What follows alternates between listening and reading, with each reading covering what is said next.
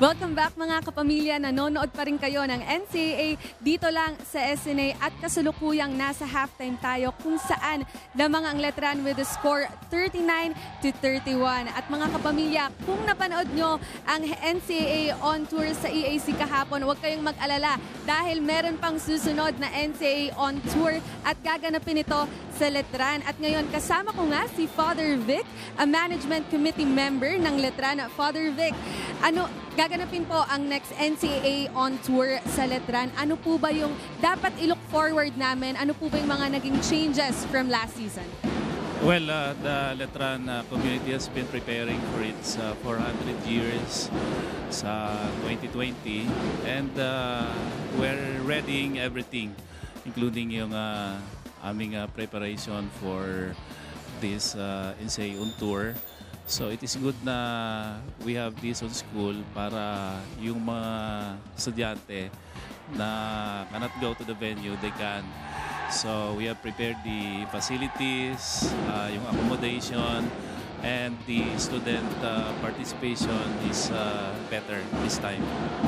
Alright, Father. Ito po, makakalaban nyo ang CSB Blazers next Thursday.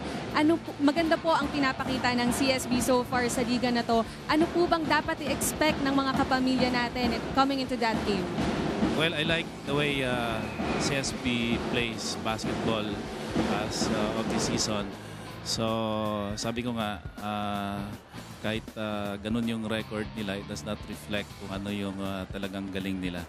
So, I'm telling the coaches and the players to prepare well kasi CSB plays well. Sa Letran, we have to be ready kasi they're really a good team. Alright, Father Vic, lastly po, baka gusto nyong i-invite ang mga kapamilya natin na manood on Thursday. Okay, sa mga kapamilya, watch on Thursday sa Letran at 4 p.m. CSB versus Letran.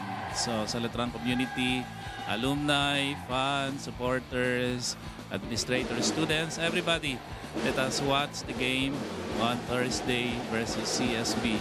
And we support Letran. Arriba, Letran. Arriba, Letran. Alright, thank you so much, Father. At syempre, mga kapamilya, huwag niyo pong kalimutan gamitin ang ating hashtag for the season, hashtag NCAA Season 94, and hashtag Galing NCAA kung meron kayong comments, questions, or photos na gustong i-share. At mga kapamilya, huwag kayong aalis dahil magbabalik ang NCAA dito sa SNA.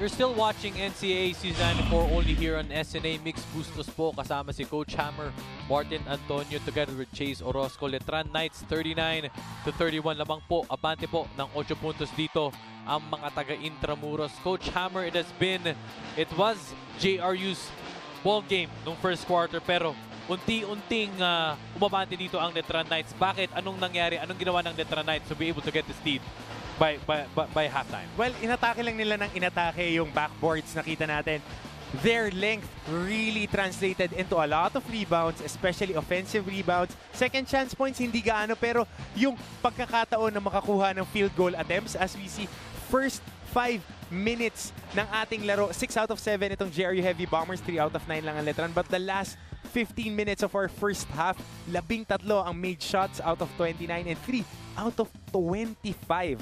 Ang JRU Heavy Bombers. Sa assists, mas madami rin ang Letran Knights. Pinapasahan nila ng magaganda ang kanilang mga kakampi sa mga pwesto na makakagawa sila ng opensa at 29-19 rebounds, 11 offensive rebounds compared to 6 lang para sa Heavy Bombers for the Letran Knights. And that last 15 minutes surge, yun yung difference of 13 out of 29 as you mentioned a while ago, and also the rebounding story right there.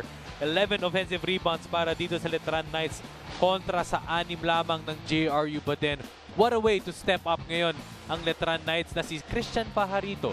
10 points and 7 boards already, coming up big also with a jam a while ago. How big is this guy? How big is the front line para dito sa Letran to get this 8 points. Well, actually, yung front line nila is just one part of the story. 10 guys scoring at least a point para kay Coach Jeff Napa and the Letran Knights. Samantalang ang JRU Heavy Bombers, etong si Adje Miranda may 9 na puntos. 6 na players pa lang nakakapagtala sa kanila ng puntos dito. Magandang antabayanan natin if they would be able to involve more players on that rotation and on that basketball. Badly needed win dito para si JRU, currently at 0-3. Ang Letran Knights naman 1-1 to start season 94. Leo Esguerra finding the way, one of the key pieces maybe to find their ways to be able to get their groove dito sa season 94. As we can see the first half highlights, Martin. Ito, Christian Pajarito, nabanggit natin kanina, double digit. I think 8 points in the second quarter alone. And really, it's about their intensity on the defensive side. Karamihan ng puntos nila is coming off an offensive rebound or off a defensive stop and tumatakbo na sila pababa. Yun nga yung malaking bagay dito para sa Letran Knights. Once they get a defensive stop, tumatakbo parang yun si Bong Quinto. As we can see, the leading scorers dito sa ating first half. Nabanggit nga natin, Miranda at Pajarito na nananalasa para sa kanilang mga koponan. 9 points para kay Miranda, 10 para kay Pajarito. Jed Mendoza started strong with 8 points but fizzled out towards the last 15 minutes ng ating laro. Leo Esguerra may 6 na puntos. Para naman sa Knights, JP Calvo at Bong Quinto sumusuporta kay Christian Pajarito. May 7 at 6 na puntos respectively. And this second-year player, to si Christian Pajarito, topping the charts, topping the numbers dito para sa buong laro with 10 points. Adje Miranda, as you mentioned a while ago, with 9. We will see on the adjustments of Coach Berhel Meneses to be able to get back, to be able to be resilient para kahit paano makadikit. Titingnan nga natin kung makuha na lang kanilang first win dito sa season 94. Adje Miranda, Jed Mendoza. Jed Mendoza earlier, Martin, back starting 8 points ka agad. 3 out of 3. Yes. In the first quarter. Pero nadepensahan na rin. They were able to lock him down. With 15 minutes of play, yung kanyang first 8 points, yun na yun. Garahe nga laging may kamay at may tao dun sa mga driving lanes. You see the bench of the JRU Heavy Bombers still waiting for somebody to step up. Malaking kawalan din, no? Ngayon, Martin, dahil sa JRU, for the past couple of years, they had their 2 foreign players, na sina Abdel Botucci and Abdul Wasak Abdul Wahab. Maybe ngayon, one of the first years also that they're playing without a foreign player. Foreign student athlete at mabigat din doon. They were spoiled with Paulo Pontejos and Tete Chodoro creating shots for themselves. Pero we'll never know. Alam mo, si Coach Berhel, he's always the dark horse coming into the Final Four. Medyo, may mga years na hindi naging magandang first round nila, and then right then, you know it, nakakabuelo. Last year, they finished at third as Larry Muyang finally gets on the board in this second half. And Larry Muyang is moving well without the ball dito sa offense ni Coach Jeff Napa. He runs that dribble drive set, but yung pag-loop ng big guy, importante yun eh. Ngayon, big men have to be mobile. They have to be more versatile when they operate inside. You can see the man of the game currently is Christian Pajarito, 10.7 boards. Miranda, pinasa kay Mendoza. Nahihirapan, check na check, hindi makakuha ng tira. David gets that lucky bounce. May awa ng konti doon. Badly needed 3-point shot para dito sa JRU. Kinailangan talaga nilang pumasok yun dahil medyo tahimik na yung opensiba nila mula pa nung end ng ating second quarter. Yung 3-point shot na yun might spell some run para sa JRU Heavy Bombers. And who knows, that might be the start of the difference para sa inaasahang run dito ng JRU. Balanza.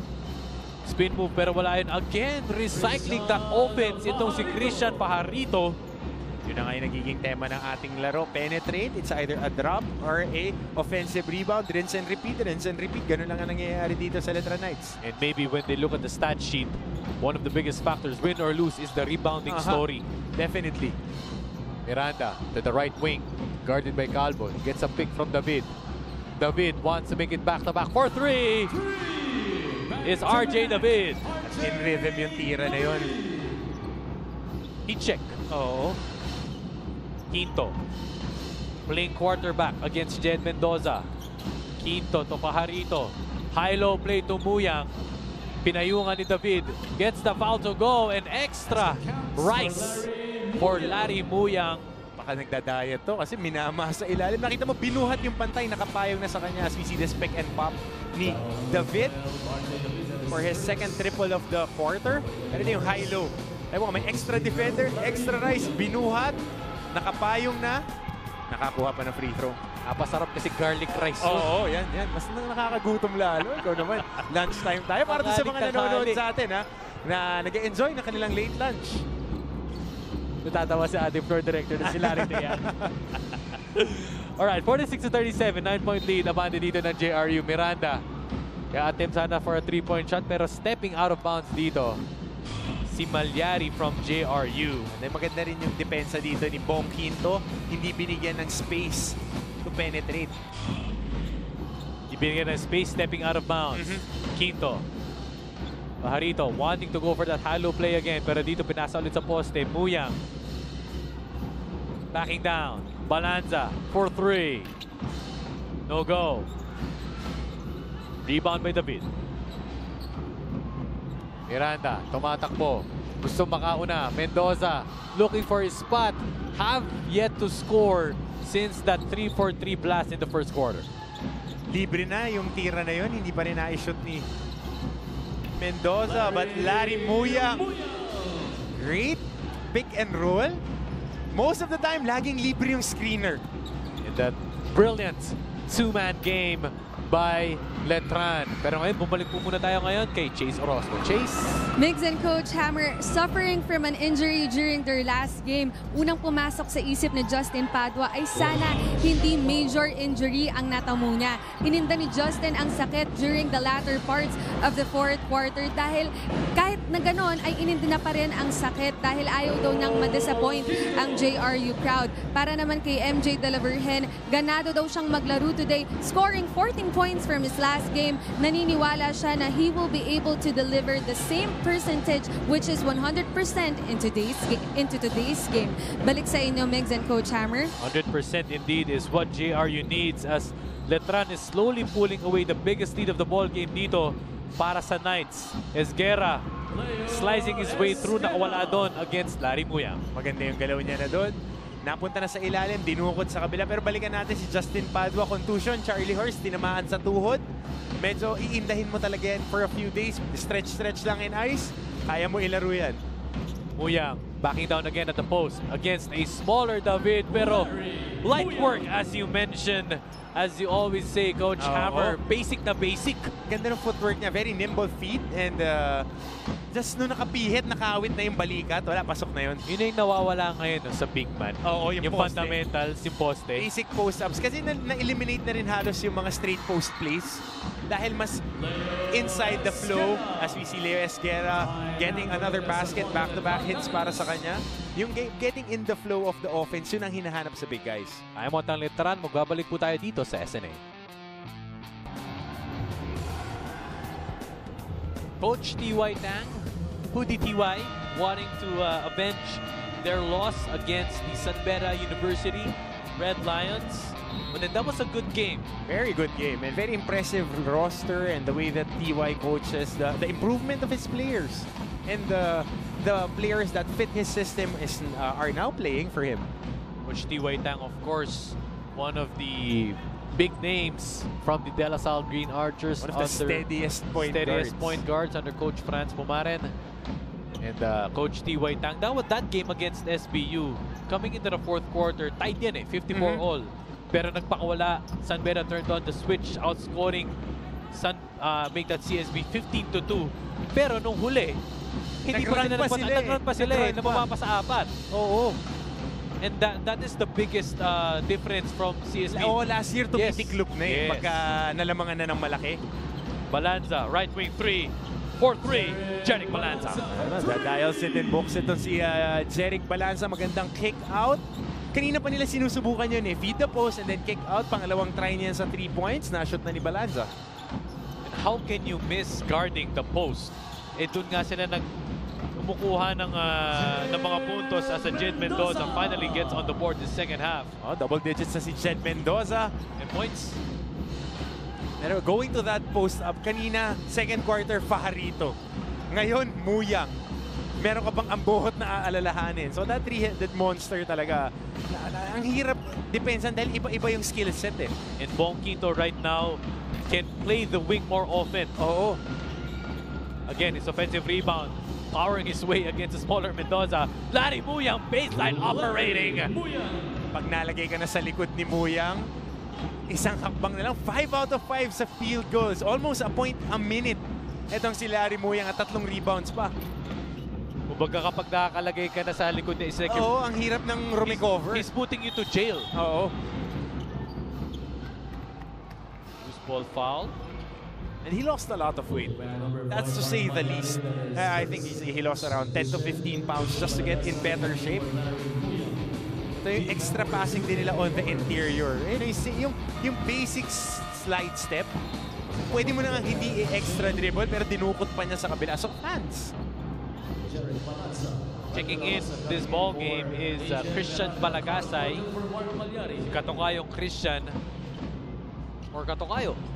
Parang pag tinignan mo, ito si Muyang, si Fajarito, si Ambohot at si Balagasay. Pag pinag-arm sideward race mo, parang sideline to sideline, kayang i-cover ang haba eh. Pag pinagpila ni teacher sa linya, aabot ng 3 classroom. Oo, parang pwedeng from the 3-point line sa kabilang side papunta sa kabila eh. Ganun yung distance, ganun kahaba yung nakukover nila. And mahabang galabay doon. Big strides by Carl Bordon, missing on that layup.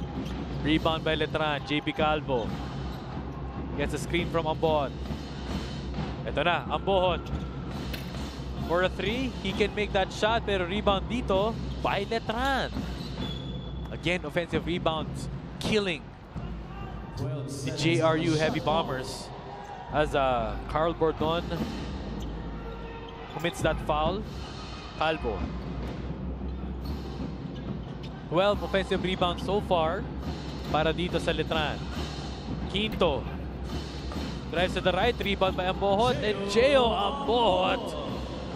Yung 33 to 26 na rebounding mix, medyo ano pa eh, hindi pa ganun kalaki yung diferensya. Pero pag pinanood mo sa laro, yung rebounds na nakukuha nila is impactful at napupunta into offense. Ito 14 to 11 pa sa offensive rebounding. Kasi parang exclamation point yung mga rebounds na nakukuha nitong big guys ng Letran Knights. And perhaps that is one thing that Coach Berhel wants to solve as he takes this time out. Pagbabalik po ang Season 94 sa SNA Channel 23. Once again, nanonood po kayo ng Season 94 ng NCAA only here on SNA Channel 23.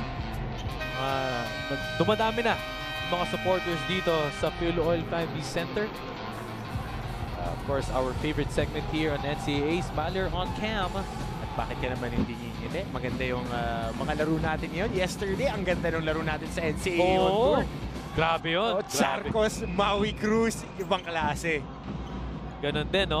Perpetual was leading by 6 points under 1 minute. Nakakuha ng isang layup at isang stop yung EAC Generals. Pero in the end, it was Kim Aurin delivering the goods para kay Coach Frankie Lim at sa Altas. And, well, ironically, Kim Aurin, former heavy bomber. Oo.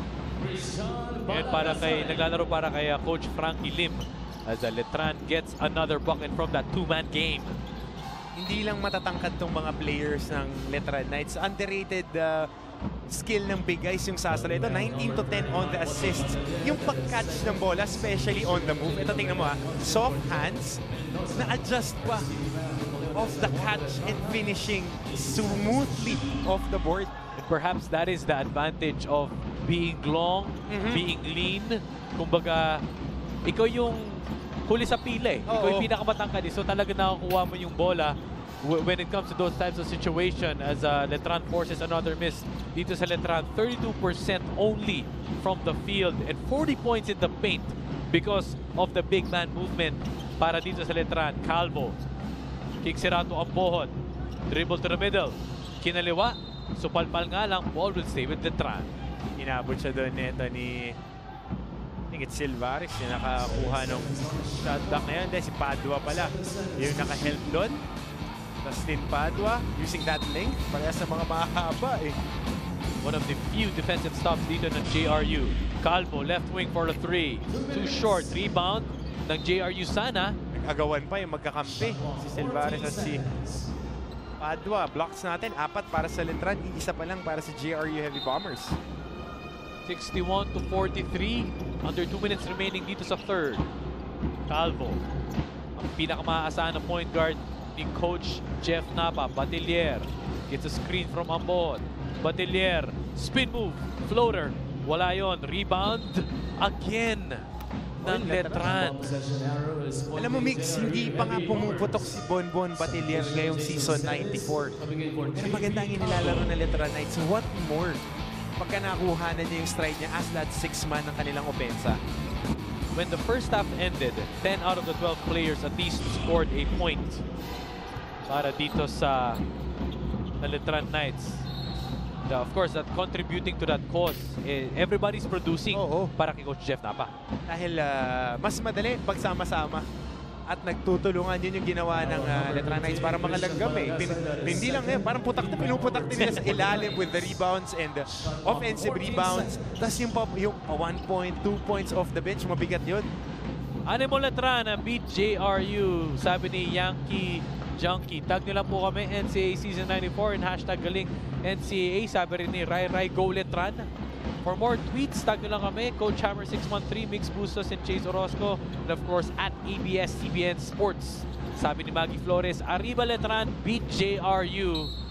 And of course, yan ang ating theme ngayon eh. Galing NCAA at galing NCAA. Kailangan supportahan nyo yung schools ninyo. Mag-tweet kayo na mag-tweet. Gamitin nyo yung hashtag na yan. Nakita nyo on the screens at the bottom. 9 turnovers para sa JRU, 6 para sa Letran Knights. Bordon. Pineke. Kick out dito. Kay Padua. Nag-iisip. 7 seconds left on the shot clock. De La Rosa. Drives to the baseline. Kicks it out. De La Virgen. Desperation 3. Masyado malakas. Rebound dito ni Agbong. Tatlong tao yung nakapalibot sa kanya. Naghahanap siya ng mapapasahan. Nakatago dito yung kanyang guard sa likuran niya. Kaya medyo hindi rin niya nakita etong si Jason Celis. Baseline inbound dito para sa JRU. De La Virgen. Muntik maagaw ng Letran. Ito, naagaw na nga. Gio Abuhot running the break. Almost a travel, but cherry picking on that end. 20-point lead, the biggest lead of Letran in this game. Chillax lang yung layup na yun. Nag-glide lang itong si Ambon. Muntik pa mawala yung footing. Yun nga, almost a travel, pero again, another turnover. Bonbon Batilier will get his first 2 points of the ball game. 22-point lead, 63, or make that 65-43. 8 seconds left in the third. Carl Bordon hounded with this defensive trap by Letran. De La Rosa, they need to make this shot, pero running out of time, wasn't able to get an attempt. 22-point lead. Bonbon Batilier, Geo Ambohon, Jeric Balanza. This two-man game has been working effectively for them sa buong laro, Martin. Larry Muyang, the man of the third quarter, yung kapartner ni Christian Pajarito. Siya naman ang nag-ambag dito, mga bagong big guys ng Letran Knights, double digits.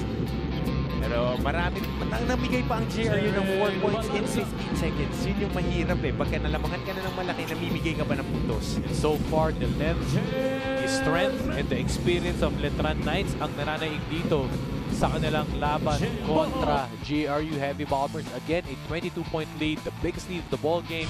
65-43, magbabalik po kami dito sa SNA.